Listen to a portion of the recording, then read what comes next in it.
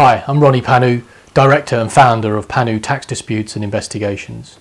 At Panu Tax, we help our clients to manage and resolve all types of HMRC inquiries, investigations and disputes. HMRC undertakes many tens of thousands of inquiries and investigations each year, but very few of these are selected on a random basis. So in the majority of cases, the inquiry is started following a review of your tax return, the tax return of your business or other information held on file by the tax inspector. And as a result of that review, the inspector believes that there is the potential for unpaid taxes. There are in essence two types of inquiry. An aspect inquiry, which involves the inspector looking at a particular aspect or part of your tax return or your tax affairs, and a full inquiry, which is a more fundamental review of your tax return or the tax return of your business. So if you run a business, then a full inquiry can mean HMRC wanting to understand your business in detail and also review the business's books and records and other financial information. So in recent years, HMRC have been doing this type of inquiry on what they call a cross-tax basis. So this is a review of all the taxes that your business might pay. So that could be income tax, corporation tax, VAT or payroll taxes. And what these sorts of reviews do is look at all those taxes at the same time. So what this can mean in practice is you can have potentially up to 4 or 5 HMRC officers and inspectors on your business premises looking at all the business records for a period of anything up to a week.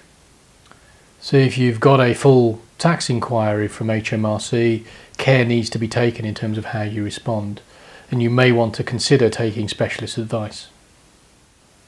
Equally, in an aspect inquiry, if matters aren't progressing as quickly or as well as you'd like, then again consider taking specialist advice to see whether anything can be done to move matters forward.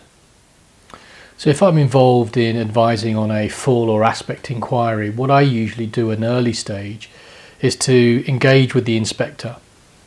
And this early engagement helps me to better understand the risks and issues that have been highlighted by the inspector, and then enables me to better manage the process from an early stage.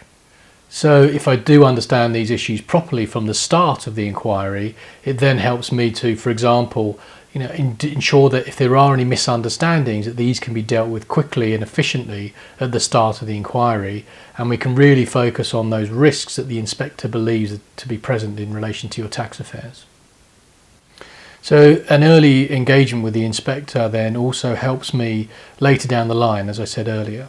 So for example, there will come a point when the inspector will ask for documents and information. So if I properly understand and had that effective engagement, it then helps me to understand whether that information request is legitimate and relevant to the actual risks that have been identified by the inspector in the first place.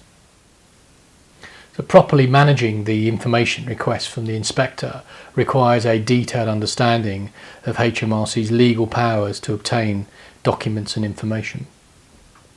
So as part of any effective management of an inquiry, my experience tells me that I should also have a clear strategy from an early stage and have a real focus on resolution and try to get HMRC's buy-in, again at a relatively early stage, into some form of action plan or agreement as to how matters will progress and how ultimately the inquiry will be concluded. As my experience tells me, without this sort of focus on resolution and getting HMRC to commit to some form of action plan, inquiries can, even with the best intentions, take far too long to actually bring to a conclusion. So having a clear strategy helps me to, for example, avoid the temptation of agreeing adjustments or any issues as the inquiry progresses.